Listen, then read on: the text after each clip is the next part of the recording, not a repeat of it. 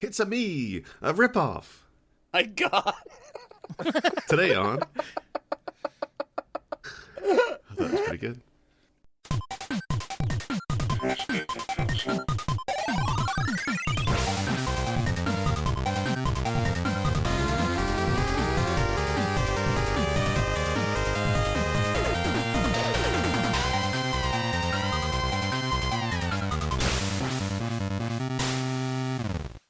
Welcome everybody to Press B to Cancel. The best damn podcast you're going to hear until tomorrow. This week we're going to be talking about, what the hell is this thing even called? The Super Mario 3D All-Stars Collection? Mario. Remember, we have to say it for the Americans. Right, we got to pan over the American audience. Mario. Right. But not the Italians, apparently. Yeah, they say Mario. Well, then Canada's just like Italy anyway. No, I'm talking about like, I think Mario is also just kind of a northeastern thing. Probably. That sounds like something we do. Yeah. Yeah, I gotcha. All right. Well, obviously I'm not alone here talking to my voices in my head. No. I'm joined by three good friends. Wolf, how you doing? I am okay. It's awfully bright outside your head. Well, I do keep it shiny. And GP, how you doing? You really think I'm a good friend? And Paulsh, how you doing? You owe me money for this. Oh, I'll send you hot sauce. Deal. Oh, he won't. He told me that too. Look, man, I tried sending you that hot sauce. Canada Post got it to your country. After that, it's not my fault you don't exist. All right, this week we're talking about the Super Mario 3D collection, which, boy, okay, Nintendo. It's the 35th anniversary of Mario this year, and they're releasing a few different things to celebrate that. A lot of cross-gameplay tie-ins and whatnot. But one of the big releases is this combined collection of Mario 64, Mario Sunshine, Mario Galaxy, but no Galaxy 2? Really? But that's okay. I mean, you can, sit on this and wait for it to go on sale, right? Nintendo games go on sale, and you can wait. Oh, they're only selling it until March? What? That's right. It's a limited release, the Mario 3 All-Stars Collection. Should you buy it? Should you not? We kind of just wanted to talk about the games in the collection itself, and then at the end we'll talk about our thoughts about it. Surprise, only one of us actually bought it. And it wasn't by choice.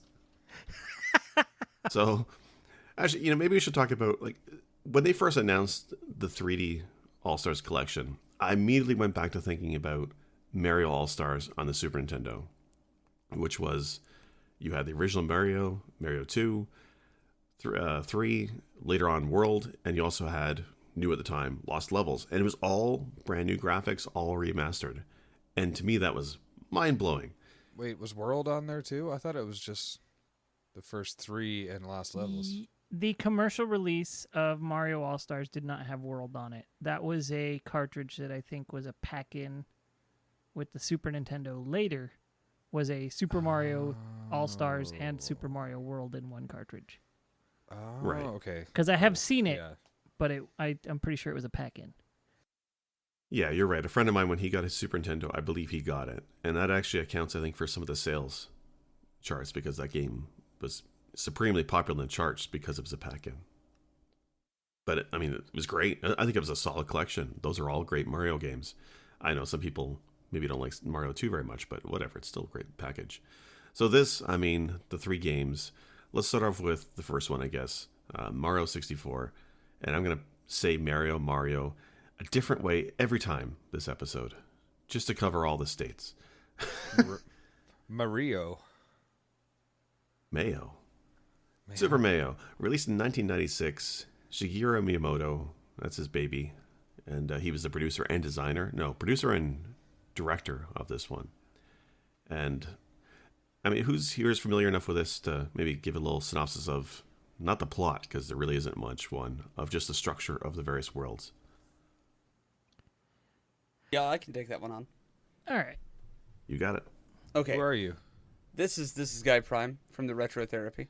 I'm a good friend of Sick Jake's. Underscore, yeah. All right, so let me paint you a picture with my imagination brush. Brush, you say that's right. This involves a lot of paintings. Essentially, Mario, for all of you Italians out there, was lured to Peach's castle under false pretenses. I do apologize. Under the guise of a cake. She's going to bake him a cake. And he's like, that's code for something. I should show up. So he shows up, and Lakitu, voyeur that he is, has his little reality TV show camera and is following Mario around. So right away, he's like, the hell's going on here? I better run into the castle. So he does this awesome triple jump into the castle, only to find out he's got to go into these paintings and recover these stars. And certain doors are locked, and you have to get certain stars to get into the doors. And then also there's these other big double doors that you have to have a certain number of stars to get into, only to find out you got to fight Bowser right at the end of these stages. Oh man, it's crazy. Also, if you get 100 stars, you get coins. You get stars for that. Wait, and then also there's red coins. Yeah. Everywhere you go, there's stars. Stars. Well, I know stars. the red ones, yeah, but 100 regular coins, you get a star. Yeah, so there's a grand shit. total of 120 stars to beat the game. If you're good, okay. If you're good at completion, that's what you have to do. Anyways, so you fight Bowser some total of 3 times, unless you're a speed runner, and then then you fight Bowser for the 3rd time. You get this key. You know, there's flying hats, there's metal hats. It's anarchy, and it's beautiful.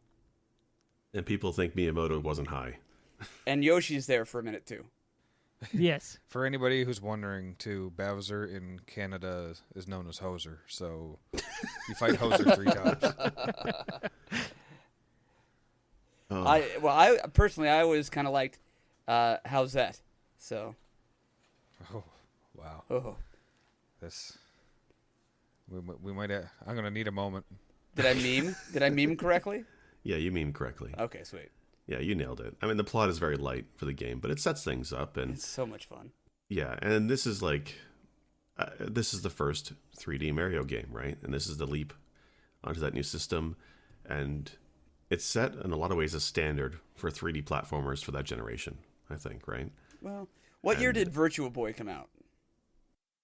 That was after, wasn't it? I don't know. I put my head in there once and came out like 3 years later on the same shopping trip.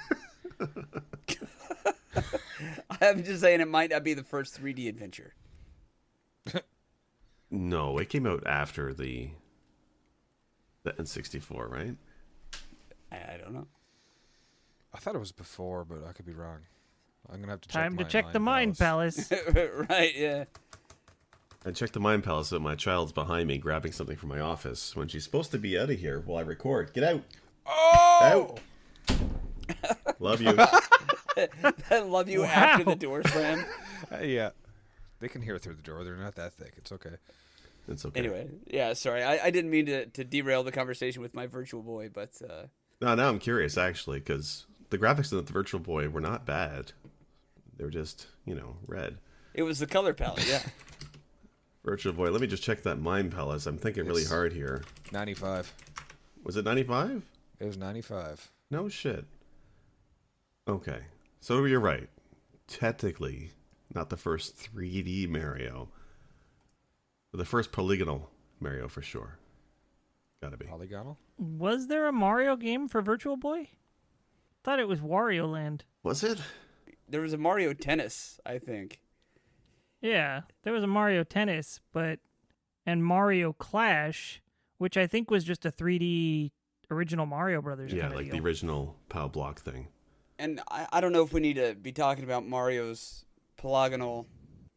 I don't know his lanes well enough to know if him and Peach are, like, dating or if they're No, open that's- like that. We had that discussion before, GP. It's not that word. Oh, you're right. I'm sorry. I had to consult my Mind Palace. You're exactly right. I looked up something different and much more interesting. Bowsette? No, but I should look into that. Yes. Well, no. This is a family-friendly podcast. Don't look into Bowsette on Pornhub. Oh my god. No, all I'm saying is, if Mario and Peach aren't dating, look, man, if you get a letter from the local monarchy and the local monarch is like, "Hey, come to the castle, free cake." I ain't going. Just what I'm Right, saying. yeah, it's a setup. It's a trap. Queen Elizabeth wants to pitch me a free cake. I ain't setting 10 foot near Buckingham Palace. I'm gonna cut this out when I edit, but holy shit, I just had to Google it or actually Pornhub it, and wow. I'm telling you. I really have no idea what it's about. I've just heard the name Bowsette before. Well, it's a thing. And, you know, Nintendo just sent a cease and desist against that Peach Adventure sex game. So maybe they're thinking about it. I don't think this is how they work, but I'm going to No, hope. it's, you know what? It's exactly how they work. I'm telling you why. Nintendo and fan games have always been dicey, right? Every time there's a fan game that kind of gets out there and are remotely popular, Nintendo takes it down. The and re-releases it yeah. as Link's Awakening. Well, not just okay. So look at AMTR. I think it was. Basically, it's a remake of Metroid 2, and it's quite popular. It's actually really good. Nintendo cease and desist it, and then later that year or the following year, they had the actual official remake come out. I mean, I'm sure that remake was in the works for years before, but it's very coincidental that they take down the fan game and release their own later on. Right. But it's not just that. There was an online Mario Battle Royale game, right? That was made by a fan. Hilarious. It was fun. You're playing Mario with like 60 other people on the screen at once. It's fantastic. Cease and desist, take it down. And what is Nintendo releasing, I think, next week is Mario 35, an online Battle Royale multiplayer Mario game. Also limited to March for some reason, Nintendo. But again, an idea that's been cease and desisted and coming out. And even Mario 64.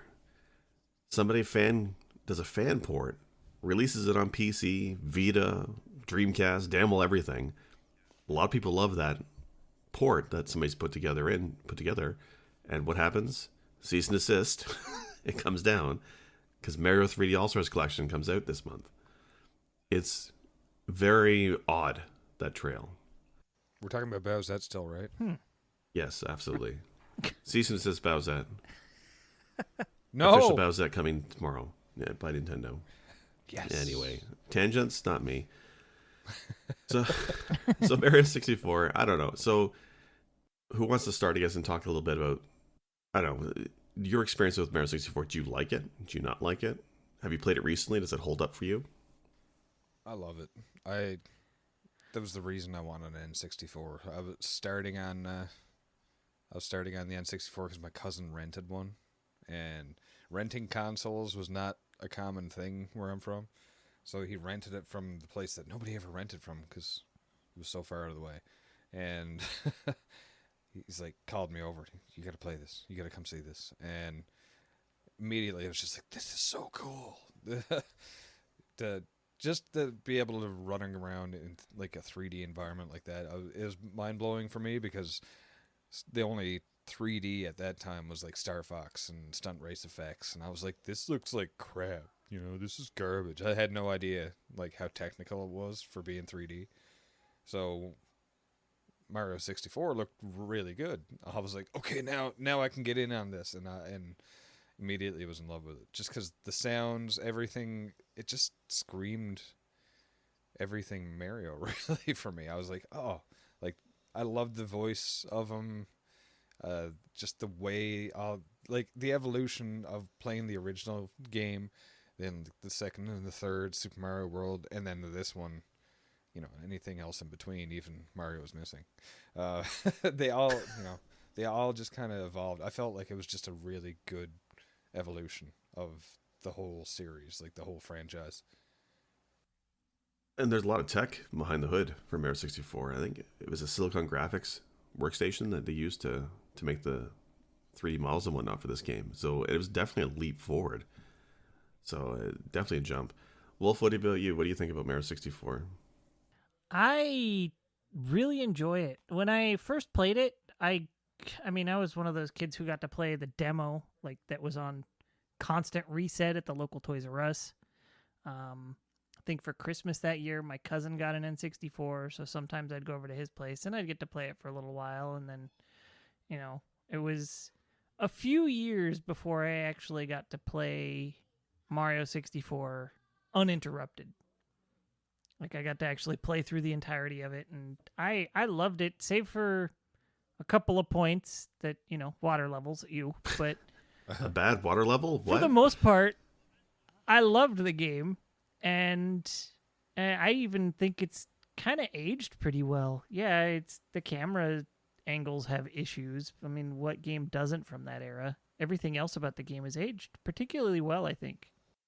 So, I mean, what's interesting about the camera, I got 2 points on this, but the one, you're right, I find it janky. I don't like the camera. But for its time, they're the ones who pioneered that style of camera for a 3D platformer. And of that generation, I think they did it probably one of the best ways you could.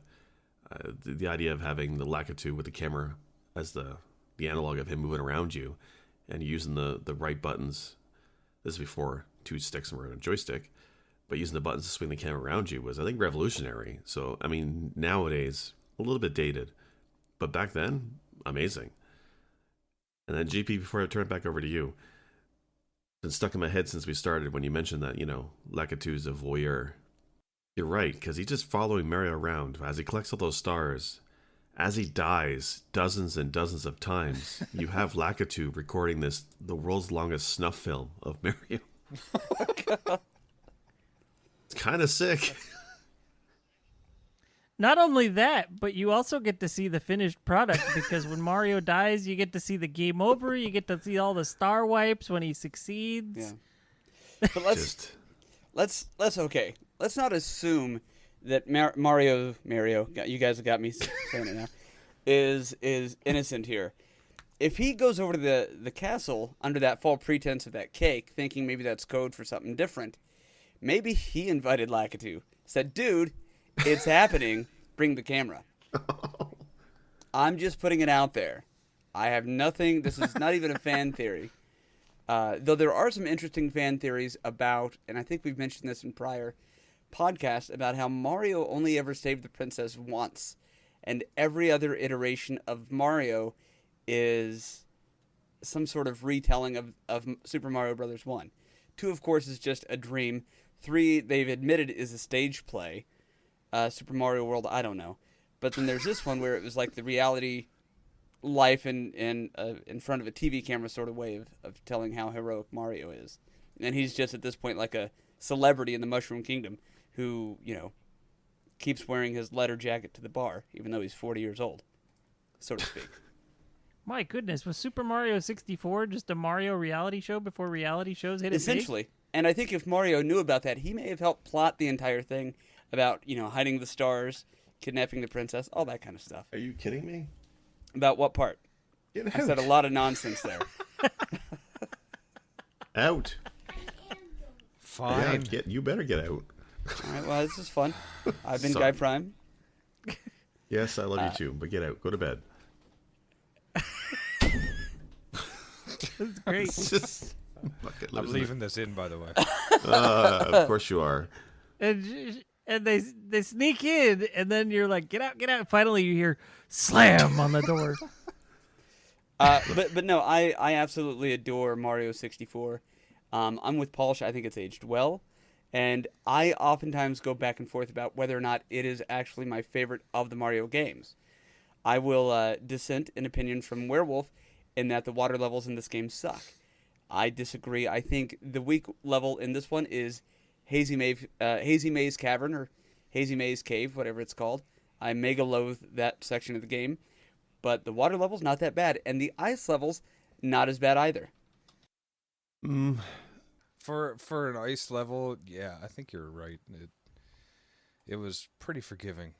It wasn't as hateful as previous games. Yeah, I didn't have much issue with the ice levels. It wasn't even really Dire Docks. It was that other one with the rising and lowering water level. That's the one that I Okay, but hated. that one was neat though, because you had the trick where you jump in these paintings, and depending on how high you jumped into the level, is the level of the water level when you enter. I didn't know that. What? Yeah, so if you want a low level What? of water, I had yeah, no you just hop idea. in. I didn't know that. I knew about the clock. Jeez. I knew about the clock thing, but I didn't know about the water level. See? Secrets revealed. Press B to cancel. Take that, bold bull. One thing about Hazy Maze Cave that was awesome though was the dinosaur Nessie thing. That used to give me like anxiety as a kid. Oh, I loved it, man. I was terrified first, but once Yeah. I realized it wasn't. The first thing my kid said when she saw Nessie and how you have to, like, basically you're pounding on her back to make her submissive to you so you can ride her. She's like, As you are do. you hurting her? I'm like, what? I'm like, are you hurting the dinosaur? I'm like, no, honey, it's a video game. It's just like Yoshi. Yeah. Nobody cares that you're like donkey punching Yoshi in the back of the head to make him eat stuff. Sorry, Blitzbrom. Oh, We know you love Yoshi. we got more on Yoshi later. You know, I've seen him sacrifice Yoshi for the greater good. It's okay. that's just the way it is. For the greater Not good. even for the greater good. I've seen him sacrifice Yoshi for shits and giggles. Yeah. Yeah. Fact. I'm just trying to think of like the levels. So I've been playing it recently on the collection, and I don't want to dump on Mario 64 too much because it was revolutionary for its time, very influential. One of the things that was really great about it was they took the idea of making a one world, like a level, but adding the multiple stars to it, so they could reuse a lot of level assets to make that level. Like, you know, with 2D sprite-based Mario games and many 2D games, you have tile sets. So you can have levels that look similar because they're using the same tile set, but they're designed differently. That's not very practical with the 3D game. So what they do is they just make the one world and they reuse it in many different ways. And that was used by a lot of companies. One of the, I think it was a producer or a director of GoldenEye at Rare, said that the influence for them when they're designing one level with multiple mission objectives was Mario 64. So like this game was very influential for a lot of people at its time. And there's like, I mean, you look at Banjo-Kazooie and other games, you can tell they all pulled ideas from Mario 64. It was Mario 64 and Zelda that were the two. Can I interject something real quick though? Just for a quick bit of critical thinking. I don't know that I'm sold anymore on the idea of what Jake said like 4 times of anything being great for its time. I understand the idea, but you know what else was revolutionary at its time? The spoon. No. Follow me on this. Like, especially for like the soup lobby. I'm sure those people loved it. They're like, this is great. We can scoop things. It's a spoon. But we've all had bad experiences with spoons. There's not a lot of new tech going into the spoon is all I'm saying. Same thing with cheers. Why do cheers cost so much? It's not new technology. But again, I don't know that the argument of it was great for what it was when it was, at its time. I don't know that I really buy that argument anymore, is what I'm saying. The difference, though, is if I use the same spoon I used to eat my cereal today, it's still working fantastic. It's great. It holds up. It holds my cereal. Same thing with, my wife's grandparents. They had those spoons back in the 40s and 50s. Same thing. It's great. Mario 64 was good for its time, but when I play Mario 64 now, it ain't holding up my cereal. That camera's swinging around and smacking me in the back of the head and making me die. I've never died to a spoon, but I've died because of Mario 64's camera. I hear you. It's dated. But here's the follow-up question. Do you think spoons were invented in the 1950s? Now, I will be the first to admit, I did not put in the legwork. I have not researched the history of the spoon. Also, when I look into it, I'm upside down. It's full of lies. Not important. I think it's a conspiracy. All just from Big Spoona. Oh my God. Sorry, I couldn't even get that one out. They're in bed with the soup lobby, I'm telling you. Yeah. The soup lobby controls everything. Right. No. All I'm saying is, like, there's so many other podcasts and other people I've heard talk about specifically lately because of the All-Stars thing. Well, it was great for its time, and I'm just sick of it. And I'm like, does anybody really know what that means? Have we really critically thought about what that means? Because look at everything else that was coming out in 96. And I understand it was revolutionary in certain ways, but you can't say it's great for its time and it's held up well, because then it's still great in this time, right? Yeah, I agree with that. Well, all I'm saying is the spoon dates back to even before ancient Egypt. Mario 64 has an Egyptian-themed level, and it sucks ass. That's all I'm getting. What are you talking about? That's a great level. It's a terrible... Okay, are we talking about the same level? The level where there's that fucking vulture flying Yes. around, and you have to get your the star from its tail. It took me 20 attempts to fly my ass over there and get it. And my reward was the next star was to land on the 4 pillars to pop the top off that pyramid. You got to land 4 times, and that hat you get to fly around only lasts so long. And if you fail, if you mess up and bump something, you fall to the quicksand and die. Yeah, fuck Mario 64 is quicksand. hard. I think we can all agree about that with quicksand. So yeah, no, you swayed me. You're right. That level stinks. I don't like it. There's lots of great levels in the game. I do like Mario 64, but I think it's a little bit dated compared to some of the other games that we're going to talk about. But it was great for what it was at the time, right? Exactly. Yeah. Oh my god. Much Have like you the learned spoon. nothing? The spoon. There is no spoon. Let me tell you about chopsticks. You guys are cute. Last thing, I guess, before we move on, because I knew we were going to talk a lot about Mario 64, but I'm sure have lots of great things to say about in the next game. But before I do, so in the collection, there's been very minimal work done to these games. The original 2D All-Stars game had, completely redone graphics and whatnot. Not the case with this game. They've slightly, what do you call it, aliasing on it, get rid of some of the jaggies on some of the polygons in this. Otherwise, some of the textures are cleaned up, but very minorly.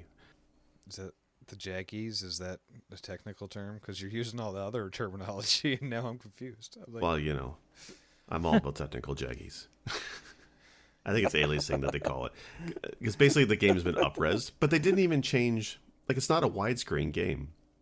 I understand it never was, but you're putting on the Switch.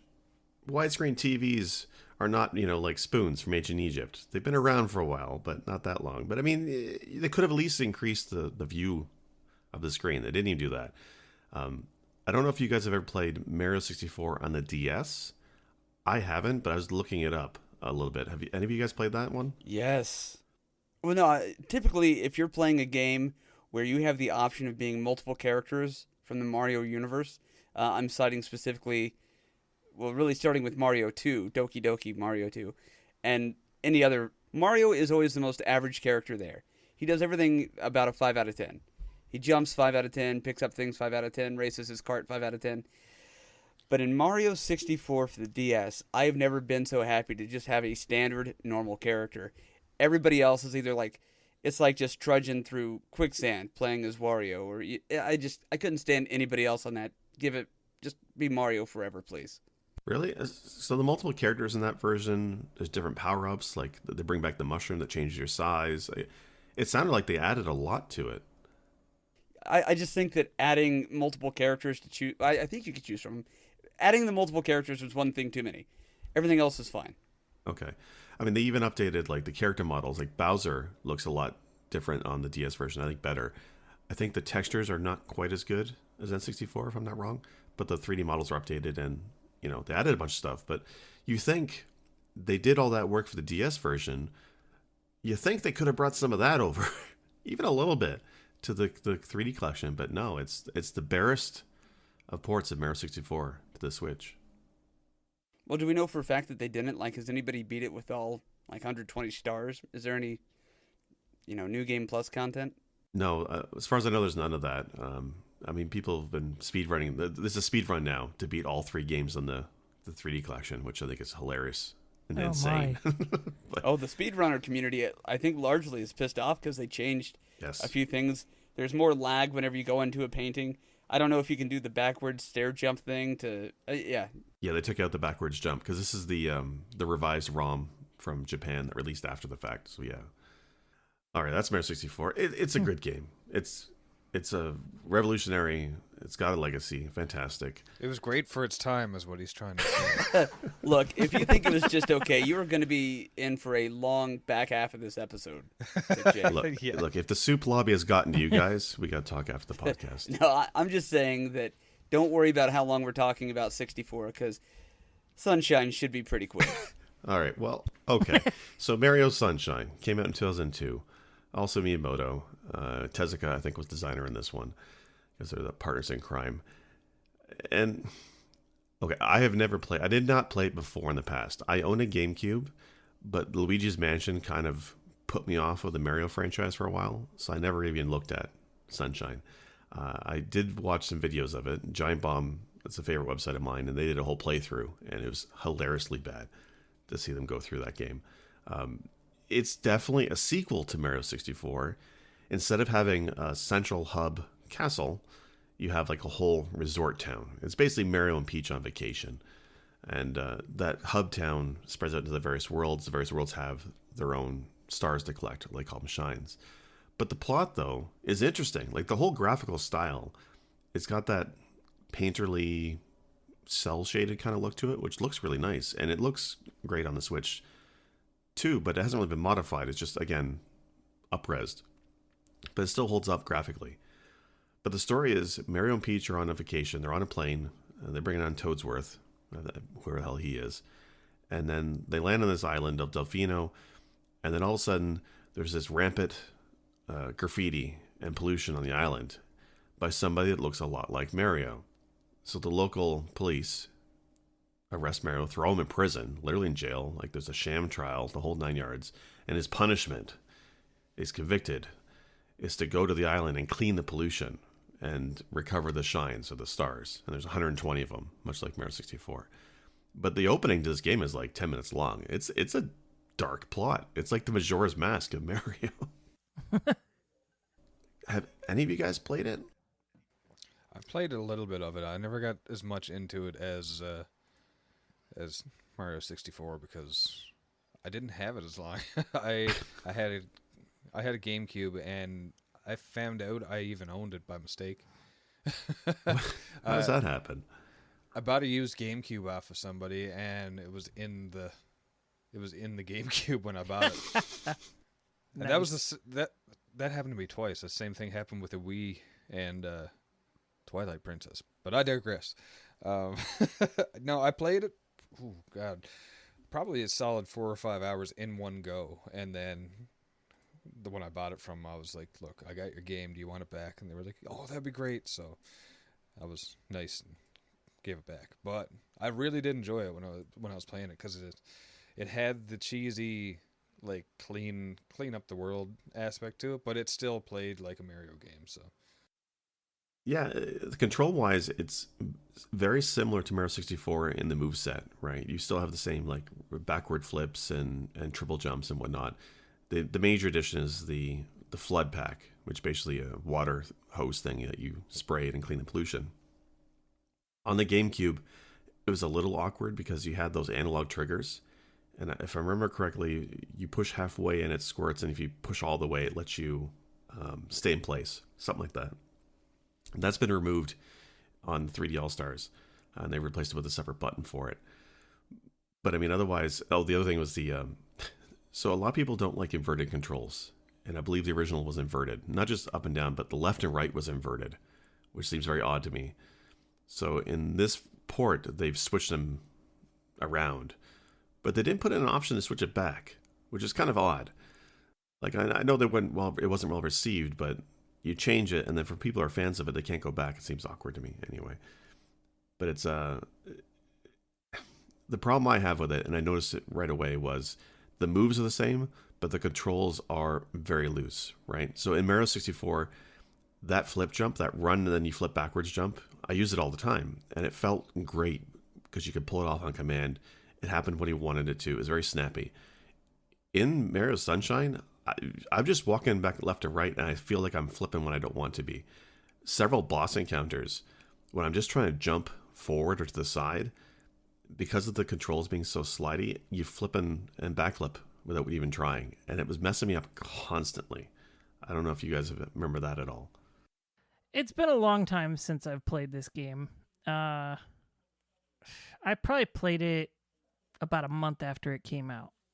And I borrowed it from a buddy of mine, played through the entirety, got all 120 shines. Wow. And I hated every minute of it. Wow. Like, I couldn't stand the game. I know, right? I kept hoping it would get better and feel more like Mario should feel. And the whole time I just kept thinking, this doesn't feel like a decent sequel to a Mario game to me. I can understand you not feeling that way. I don't understand you continuing until you beat the damn game. Like, Yeah, like if you hate it, why do you keep going to 120 stars completion? Because at the time, I was just kind of barreling through games regularly. And so I borrowed it from my friend and I just ran through the whole thing. Like at the time, I was basically either working or playing video games. That was what I was doing. So I ran through the game pretty quick and yeah, that was it. I finished it and I was disappointed in the game and I've never touched it since. So I know that a lot of the game doesn't feel like your typical Mario platformer. Like the flood elements where you're cleaning the pollution and using that in the boss fights. I didn't care for that very much either. Yeah, I think that was one of the biggest turnoffs for me was flood. Right. So there are side sections that are more classic platformy type levels. Do you remember doing any of those? Yeah, like the space block worlds where, sometimes I think they had like little 8-bit Marios and some of them on the skybox and all that. Those I kind of liked. But that was really it. Those were the only parts that I felt fit in a Mario game as opposed to everything else in this game. I mean, you're on this tropical island with these new characters, the Delfinos, and like I don't care about the Delfinos. The fact that Mario is doing janitorial work in this game, it's not exciting. The fact that if you miss and you step in it, you get hurt. It was a lot of frustration. And then even the big plot point reveal at the end of the game, I was like, are you serious? This is dumb. But I'm going to keep playing. God damn it. And I would like to point out, Mario is by trade a plumber. So, I mean, some of that stuff, you were complaining about him doing janitorial stuff. I mean, it's not exactly apples to apples, but, I don't think yeah. Usually you don't hire the plumbers to sandblast the graffitied walls. No, but apparently you do convict Just them saying. wrongly and then, force them to do community service. So Delfino's like really run by a dictator. What can we say? I love the cops wear grass skirts. It's just I love the characters and the graphics. I just don't like the gameplay. I honestly I wasn't even a big fan of the music in the game. I was gonna say that I think the music is some of the best in the franchise. What? Like the whole thing, it just felt remarkably not Mario to me. Well, man. I think if it weren't a Mario game, I never would have played it, and I never would have felt bad about not playing it. yeah, I can concur with that, having never played it, but having never felt bad about not playing it. So Yeah, I can see that because, again, I didn't play it when it originally came out, and I didn't really feel like I missed anything with it. I went from 64 to Galaxy, right? Mm-hmm. But having played it this past week, it's not a bad game. It feels very... Okay, Luigi's Mansion? I hate Luigi's Mansion. And I think it's for the same reason I don't like the flood in Mario Sunshine. Excuse me one sec. Jake's upset. He gets very worked up about these games. I'm all choked up because you don't like the music in Mario Sunshine. The music is good. I'm not. It's Mario on vacation, man. It's festive. What do you want? If I heard you burp, I was going to give you so much hell. Look, this is not an ASMR podcast, okay? You want that, you got to pay extra on the Patreon. Not yet. Oh God, please. Coffee. Yes, That is coffee. a joke, but yeah, Patreon's a real thing. Coffee/press B. Oh yeah, coffee. Yeah, check it out. Kofi. Yeah, I could use a coffee. Trust me. So, okay. The one thing I find interesting about this game, though, is everybody generally dislikes Mario Sunshine these days. But when I was looking at reviews of the game, outside of GameSpot, who gave it an 8 out of 10, everybody else was like 10 out of 10, 9.5 out of 10. It was an incredibly well-reviewed, well-received game for its time. Oh yeah, back then I definitely felt like the odd man out. Everybody was like, "This game's great," and I was like, "What? What version of the game did I get then?" 'Cause Yeah. I disagree, but I mean, I've still heard people say over the years that they think it's the best 3D Mario, or only second to Mario Galaxy, stuff like that. And I guess, I don't know if sentiment has changed and I haven't paid attention because it's not a game I look into or what, but I definitely was aware that, I was in the minority. Like, I hated the game and everybody seemed to love it. Well, like I said, I think it's another case of maybe a Mario game that has not aged well, I guess, from the gameplay perspective. But I don't know. Like a month in. Yet you still beat it all. You 100%ed it. You got further than me. I am aware. Right. Aware. I figured I'm already in this deep. GP, have any thoughts on this one? You didn't play it though, right? I didn't, but I do have a fun story about it that's actually kind of like werewolves. Okay, so my freshman year of college, I am at university with my best friend. His name is James. You guys used to know him from the Retro Therapy as Hey Dr. J. And so he and I were roommates in college, and we shared the same hallway of the dorm as another friend of ours from Dodge named Joel. And James had found a used copy of Sunshine at a GameStop or something like that. So he picked that up right around the time we started really getting into Metroid Prime. And so Joel and I are all about Metroid Prime. We basically quit going to classes. And James started playing Mario Sunshine. And within a day, he's like, fuck this game. This is dumb. But, and this is just how he was, he had to beat the whole thing just so he could say, he knew for a fact that it sucked, not just the first 5 minutes sucked or whatever. Kind of like what Werewolf was doing. So my fondest... Because you do that, you were like, if we asked you if you're playing a game for the first time, and we like, what do you think of it? So far it's okay, and you always reserve judgment until you beat the entire game, and all of a sudden you'll be like, that was fucking amazing, or that was crap. It's not like yeah, there's nothing in between, and it's like I needed to get that final credits scene before I could say yes or no, and there's no build up, no indication otherwise. I've never looked introspectively and compared myself to Hey Dr. J that way. Gun to my head, I would say no. That aspect of my personality comes from me being an egomaniac and an asshole. It gets me to stick around longer, and I'm like, I gotta watch him finish this now, just so I can ask him when he's done. And probably part of it's that. Yeah. So yeah, if I had said fuck Final Fantasy II when I started it, nobody would have watched.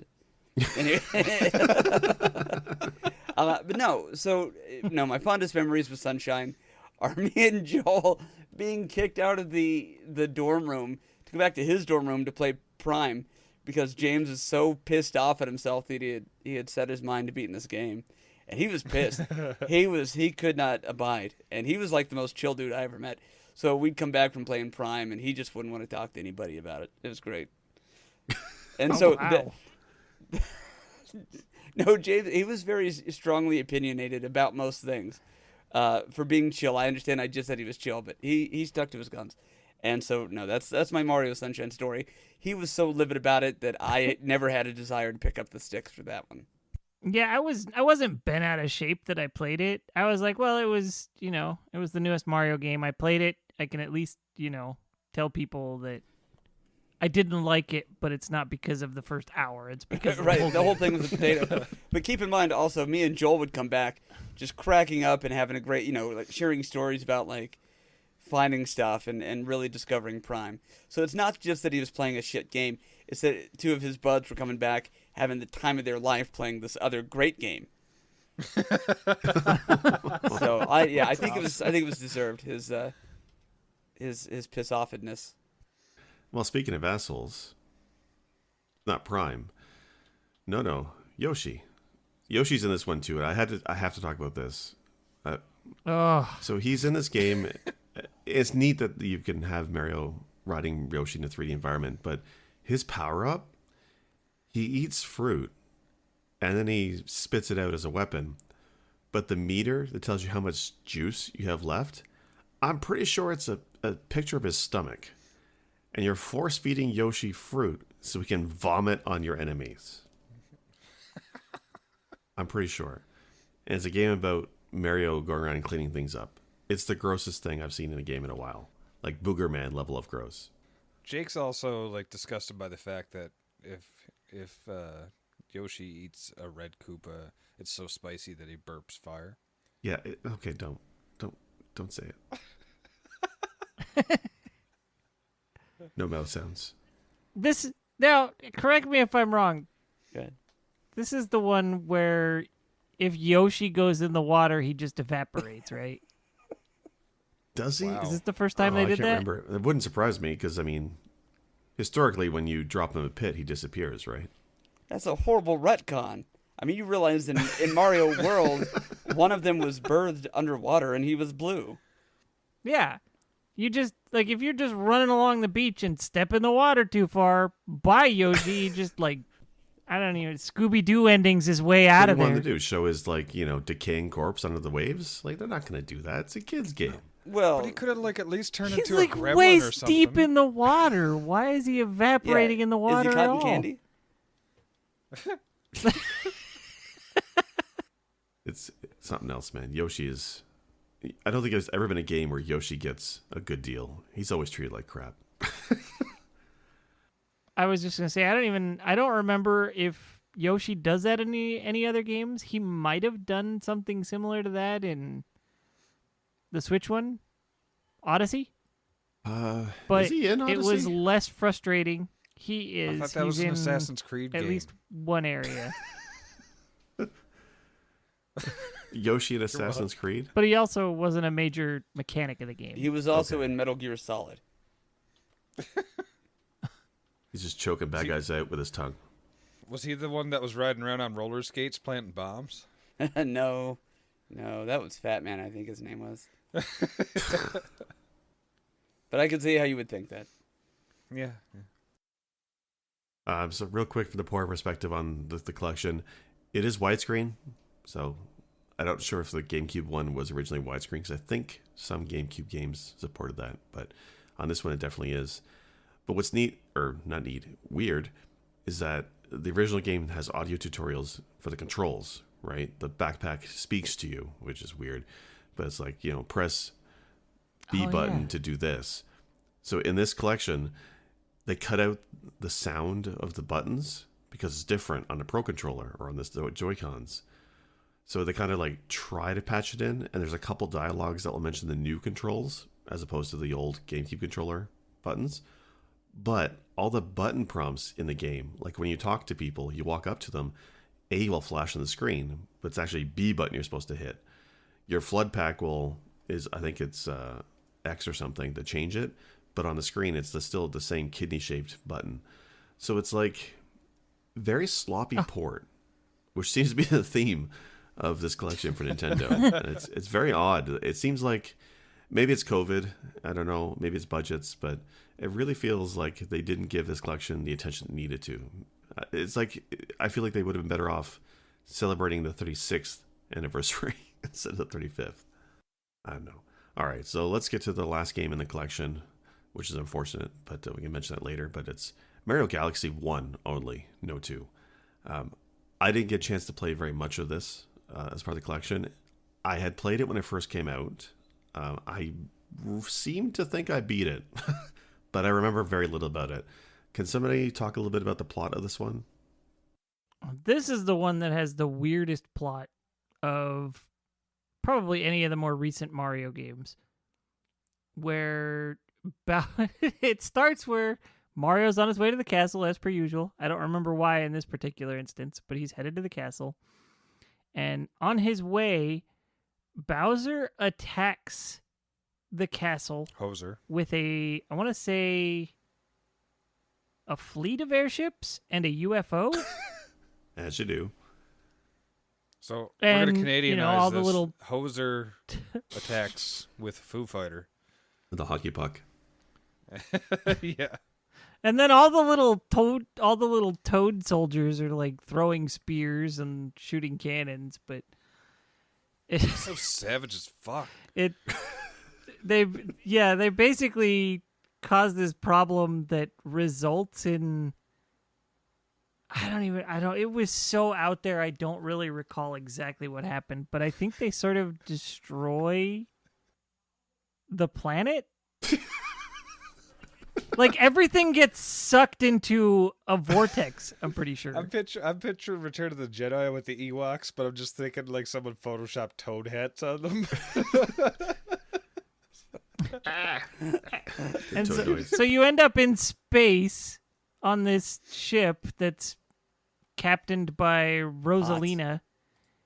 Very. Best And princess. apparently, Yep. apparently she's like Luigi and Peach's daughter from a previous timeline. What? No. Really? Why you gotta ruin Yeah, this for like, me? I there's- like Rosalina. yeah. Don't fuck it up by saying Luigi's involved. There's story bits where she's telling you about her, where you learn about her childhood, and she mentions her mother, who's very clearly Peach, and her father, who always wore green. Oh, no. Wait. Isn't Bowser. that how Bowsette started? Gross fan fiction you're spinning here on the podcast, Wolf. So yeah, Rosalina is the daughter of Luigi in the timeline that Bowsette came to be. Apparently, That explains her height. that's my story, and I'm sticking to it now. No, I don't get this. She's like 8 feet tall. Luigi's like what? 6 9 feet feet if he's tall. lucky. Yeah, she's fucking the Amazon warrior fucking princess. She's awesome. I love her. I love Rosalina in Smash, in Mario Kart, freaking everything. She's my favorite character. There's a game theory video about it. Check into it. Yeah, the fact check this video. But This is from Facebook. Sounds fake to me. no, it was. It's one of those things where it gets flagged on Facebook for showing incorrect information. I'm gonna It's post right it on next to Twitter. one of those things that says, "Yeah, this will detoxify your body." So anyway, you're going around collecting. DNA samples. I don't even remember what the little guys are called. They're Lumas. little Yeah, they're Lumas. Yeah. You're collecting Lumas, which are little living starmen.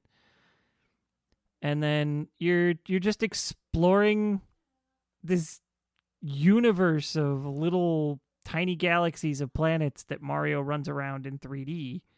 Like he actually 360 degrees around the planet. You know, it's not. It's MC Escher meets Mario. It does get dark in parts because sometimes you're gated on some planets by you need to collect a certain number of bits, and then there's certain Lumas that is floating there, and they won't. You got to force feed them. You have to engorge them on bits until they explode into a star. It's pretty sick. I got a cold shiver that time. But Galaxy was a really fun game. It felt like the evolutionary proper next step from Mario 64 to me. Yeah, I would totally agree with that. Even though I haven't played it much, and I found the 360 kind of perspective made me a little bit queasy. It kind of messed with my head a little bit. But overall, like you're right, it's a polished, amazing looking game. It takes everything about Mario 64 and definitely expands on it in a really great way. There's no screwy mechanics like a backpack. You're not cleaning up pollution. It still has the hub world, I guess, in a way, because the spaceship is kind of your central starting point. And then the galaxies have their themes, but there's still multiple stars in each galaxy, I think. Most of them. I think there's the odd ones that have just one, but most of them have two or more. I'm pretty Right. sure. There's one mechanic that I don't remember a lot about it. There's comets, and they give modifiers on galaxies when they show up. Do you remember anything about that? Oh, okay. So those were essentially secret levels, kind of. Those opened up a new way to play the level to get a new star or Luma or whatever you were collecting in this game. And it would travel around from level to level. So if you missed it on that level at the time, you'd have to get it later. Yeah, because some of those modifiers are really fun. Some were hard, but I think one of them was it imposes a time limit. Enemies are faster, I think was another one. A lot of neat way of taking the existing levels and putting a spin on it. I remember liking those quite a bit, even if they were hard. GP, how about you? What's your experience with Galaxy? By the time I had played Galaxy, it had been out for a while, and the version that I bought was a used copy, at a Hastings, if for anybody who remembers the Hastings stores, and it was a used copy of like the greatest hits. You know what I mean? So I remember buying it, being excited about it, and loving it. I did that completionist thing that Paul was talking about earlier. Opened all the things, got all the stars, played it the second time as Luigi, aka Rosalina's dad. We all know this. Ugh. And beat it with him. And I remember just thinking, wow, that was a great game. And then just a couple of years ago, going back, firing it up, my wife and I were like, oh yeah, let's play Galaxy. This was great. And we made it like 2 stages in, and we're like, I don't want to do all this shit again. And I have yet to really have the desire to pick it up. So 10 out of 10, loved it. 4 out of 10 would play it again. Like, it's weird. I think I have to be in the mode or in the mood to want to play it, because kind of like that feeling I was talking about earlier with Hazy Maze Cavern or whatever, where I get to that point, I'm like, I just don't want to do this part. I love the game, but I don't want to do this part. I feel like Mario Galaxy is a lot of that. It's great up until you get to that point, and then you got to step away. Yeah, oftentimes I can agree with that. Like, even Mario 64, I've gone back to it over the years a few times, and it's usually just enough to do the first couple worlds, and then I'll hit the water level, and I'm like, oh, okay, I'm done. Like, I've played it. Sure. Well, and yeah, I don't really get that way too hardcore with 64. There's 1 or 2 places, but I can muster my way through them and whatever. I cannot overstate how small my desire to do those sections of Galaxy were. I did enjoy it. I thought the mechanics were beautiful. Everything you guys are saying is accurate. I thought Rosalina was a great addition to the Mario lore. You know, whenever I see her, I'm happy. I like the Lumas. I like the graphics, the music. It felt like you guys were saying, the natural progression. This was always where Mario should have gone. But there's just so many things. And it's just so disheartening when you start it anew. And when you already know the big picture of it, to start off and only complete 3 or 4%, and then you feel like you've been playing it for a while, it just takes the piss out of you, you know? Yeah. Yeah. But again, beautiful game. I enjoy it. For me, though, still Mario 64. So you mentioned you played it with your wife. So when this first came out, this is one of the first games my wife and I played together. So when we first got together, she wasn't really much of a video game fan. And I try and get her into it a little bit, right? And Mario Galaxy was like the first step, because it does have a limited co-op mode. I want to say Mr. Scoot on Twitch, he was saying that it was advertised as wife mode back in the day, where the guy plays Mario, and his girlfriend or wife can play with the remote to catch the star bits or whatever like that. It's very condescending, because women gamers are no different than men. Man, it's stupid to stereotype them as anything else. It's great, right? Like, my wife is a huge gaming fan, and she plays games all the time now. And honestly, half the time if I'm frustrated with the game, she'll grab the controller from me, and she does better than I do. Like, it's crazy. But to get her into the hobby, wife mode was actually kind of a gateway to it. She loved using the wand to pick up the bits. And now with my kids, my one daughter's old enough where she loves playing the Mario games, and she's good enough at it. But her younger sister is still trying to get a grasp of the controls of some of these games. So she's having a ball collecting the bits while her older sister is playing Mario and running around. And I think it's great. Like, they did similar in Mario Odyssey with one person controlling the hat and one person controlling Mario. So I like how in Galaxy it kind of started that co-op a little bit mode in the game. So I don't know, did you play that, GP or Wolf? No, never made use of the little brother mode. Yeah, no, I hadn't either. I don't really even remember the system that my wife and I were employing when we started up, because again, we didn't make it very far before we both realized, let's just play Contra again. Yeah, like, so I can't say, no, we didn't really have a system, but I'm kind of glad, because if we had said it was wife mode, she would still to this day be calling me her wife, because she's better at it than I am. Absolutely. Yeah, it's one of those really old stereotypes that are just stupid. Like, it's not a thing. But yeah, why pump star bits into Lumas when you can pump bullets into the army of the Red Falcon? Thank you. Yeah. I thought you were gonna make a why marry the cow when you can get the milk thing, because that is again, bananas condescending. No. Yeah. Yeah, why pump bits into the Luma when you can, I don't know what the back half of that would be, but yeah. Get that black hole for free. Oh my god. That's all the glory You there. just told me this was a family-friendly podcast, which, by the way, no, it fucking isn't. But yeah. No. And marking this as explicit now. Paul, how about you? What's your experience with Mario? What do we got? Galaxy. I didn't have it, anything past GameCube, really. I had a Wii for briefly, and I never got any games for it, except for the Twilight Princess. That was the one I kept because I was like, oh, screw this. I don't know them, so I'm keeping it this time. So yeah, I didn't play anything outside of a bunch of House of the Dead games that my brother owned. So my Wii and further was so limited that, let's just say it's limited because I can't think of anything else. We'll insert a joke in post. That's what we'll do. Sure, we will. Balsh. Yeah. Oh, good line, Balsh. Can we use that one? Thank you. Yeah. You keep them coming, dude. Quick, werewolf, sound offended. Did we lose Wolf? And silence. That was it. Yeah. That was it. I did a thing. Did you guys not hear it? No, it was. Oh, well then. That'll be a surprise in editing. Shit. I gasped. Thank you. In terms of port, I know they've changed the controls around. I think the Joy-Cons are more responsive than the Wii remotes ever were. That's probably the big thing I noticed. Otherwise, I didn't play very far to notice anything else. This game looks amazing. It looked amazing on the Wii. I actually got a Wii again recently, and I do have Galaxy 1 and 2 on disc, so I actually want to go back and try it.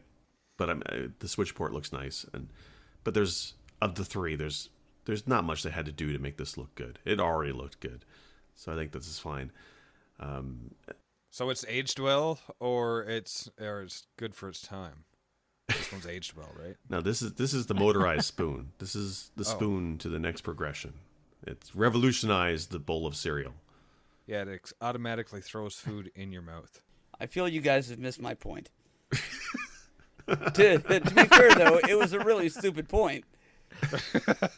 Told nonsensically. It's okay. So, Your point was good for its time. Oh. My heart hurts. I don't know. So this collection, I don't know. When it was first announced, my immediate thought was, Galaxy's great. I'm looking forward to playing Galaxy 2 because I never finished it. And then That was my same thought. And then they announced the 3 games it comes with and no Galaxy 2. And I can't understand why, especially when it came to light after the fact. These aren't ports compiled for the Switch. These are just ROMs. Nintendo's built emulators to run these ROMs. I have nothing against ROMs. They run great. But they're just ROMs. How hard is it to take Galaxy 2 and throw it on the collection?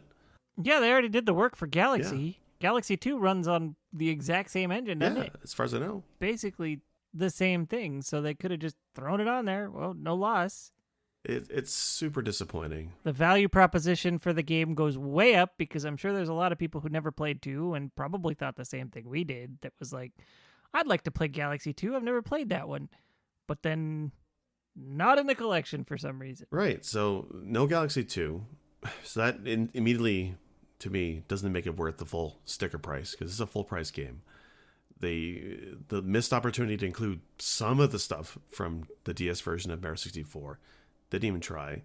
And then, Mario Sunshine. Like, okay. Sorry, I'm all coffee. I'm all verklempt. Coffee. Enraged about this collection. It just seems... It's not a cash grab. It just seems lazy. And Really, this 'cause is Mario. It seems absolutely like a cash grab. Yeah, I was just thinking that. I was thinking cash grab. It's literally they lazily ported these games to the Switch for $60 for a limited time so that people feel like they have to rush out and buy it. Yeah, it's that fear of missing out thing. Like Yes. They got to jump in and grab it just in case, To me, this feels like nothing but a cash grab. Yeah. It's just so disappointing because This is Mario. This is Nintendo's thing, right? Forget Zelda. Forget, I don't even know if they have. Forget Metroid. This is Mario. This is the original Nintendo classic, and you think they would put something in its collection that would make it worth charging full price. It's $90 Canadian when it's all said and done. It's outrageous. The only bonus on this thing is it comes with the 3 soundtracks for the games, which, look, even if I don't want to pirate MP3s, not that I would do that, but even if I don't, it's the same thing with Smash Brothers Ultimate. Smash Brothers Ultimate has like 50 billion songs on it. It's amazing how many remixes of songs are on Smash Brothers. But the way the Switch is designed, you can't listen to it if the screen is off. So they put the soundtracks on the Switch version of this collection, and you can listen to them, but it's not like you can carry this with you on commute and listen to the soundtracks. You can't do any of that. You have to be staring at a screen listening to music. It's stupid. There's no behind the scenes stuff. There's no videos or making ofs. Like, in an age where behind the scenes documentaries and making ofs for movies has been a thing for what, 20 years at least. You think for this, Nintendo could have brought something to the table to kind of flesh out the making of Mario and really celebrate how this is 35 years of Mario. It's very disappointing. Remember when listening to the music in the game was as simple as going to the options and flipping through the sound Right. test? And it wasn't a bonus selling Yes, feature? there's that too. Why no sound test? That's all it is. I don't know. I keep looking back at the original All-Stars, and that was redone graphics, a game that was never seen before to North America with Lost Levels, and all this great stuff. And there's none of that in this collection. Not a damn thing.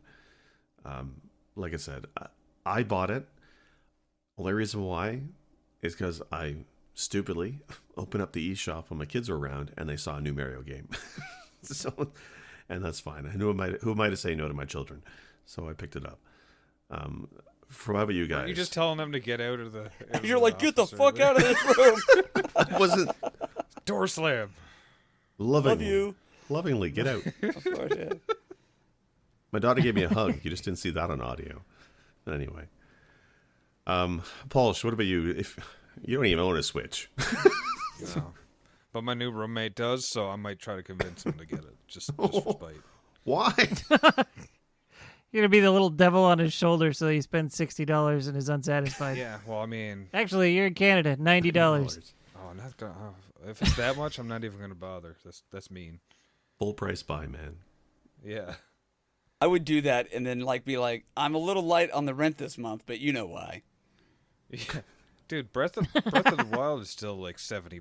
I'm like, Nintendo never puts their first party stuff on sale ever. It's I've always had a complaint about them for that. All right, so if you probably wouldn't buy it, Wolf, I think you didn't want to buy it for similar reasons to me, I guess, right? Yeah, I was very disappointed in the lack of Galaxy 2. I can't see myself spending money on Sunshine. And so when it's a third of the cost of the thing, it's like, no, that just hurts to do. That, and I'm pretty sure I bought 64 twice before, so nah. You paid the Nintendo tax. Yeah. And GP, how about you? I know you own a Switch. Is this something you'd consider buying before March? No, I mean I do own a Switch, but honestly, I've still got my Wii with the 64 on it, and so I don't need it for that.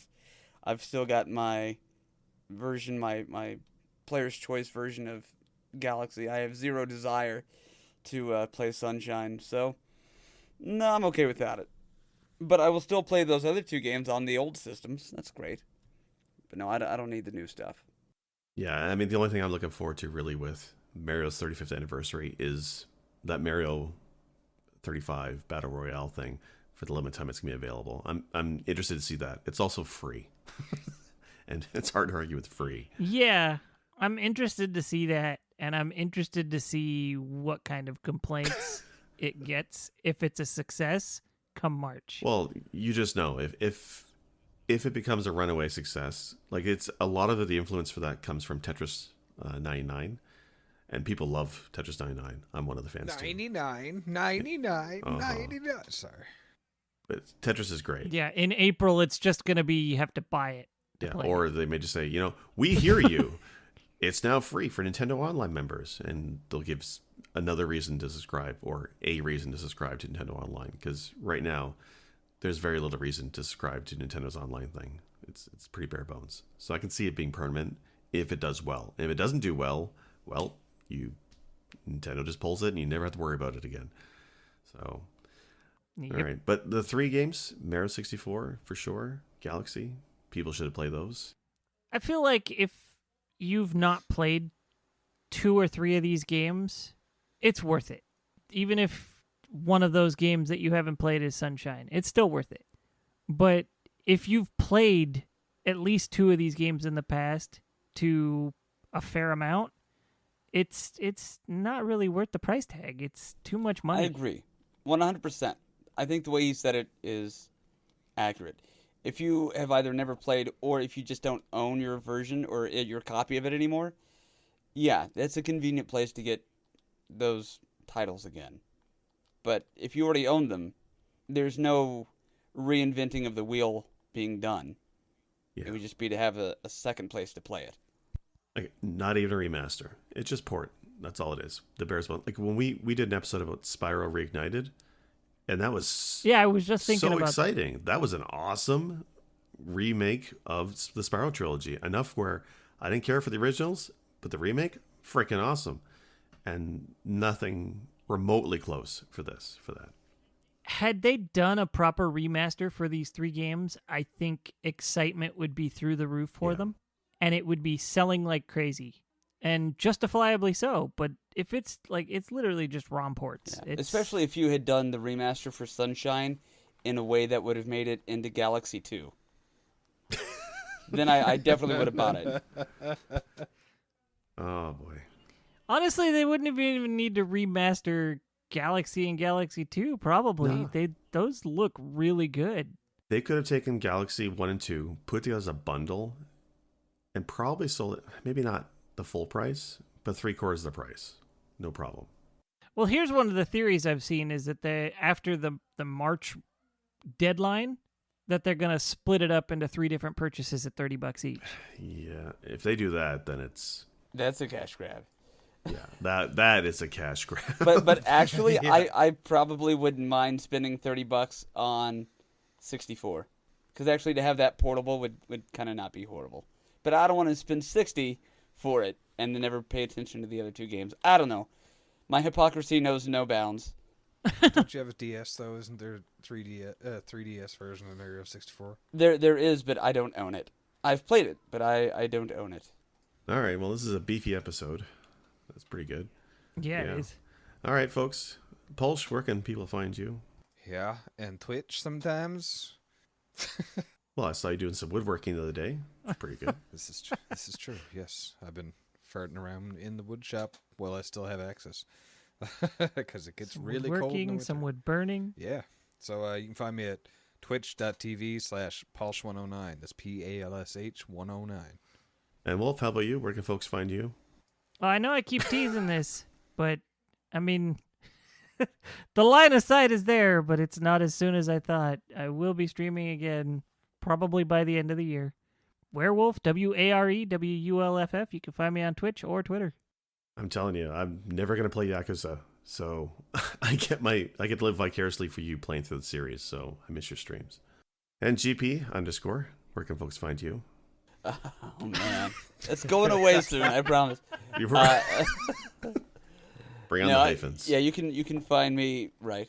You can find me on Twitch, Twitter, YouTube, Instagram, and of course, press B to cancel. And being kicked out of your recording room, Daddy. Love you. Love you too. Yeah, and I'm Sick Jake. You can find me almost never on Twitch, but I've been messing around with YouTube videos. By the time this airs, I'll have a couple of YouTube videos about how I built an arcade stick for the first time. That's right. Yeah, Cool. YouTubing. That's me. Mainly because my upload now sucks. Yay, moving. Anyway, thanks for listening, everybody. This has been Press B to Cancel. See you next week. Stop. Special thanks for music go to Arthur the Ancient, found on SoundCloud, or The Last Ancient on YouTube. For more episodes, please visit our website, pressbtocancel.com. As well, feel free to like or subscribe at Apple iTunes, Google Podcasts, or anywhere else you like to listen to your favorite shows. As always, thank you. This has been Press B to cancel.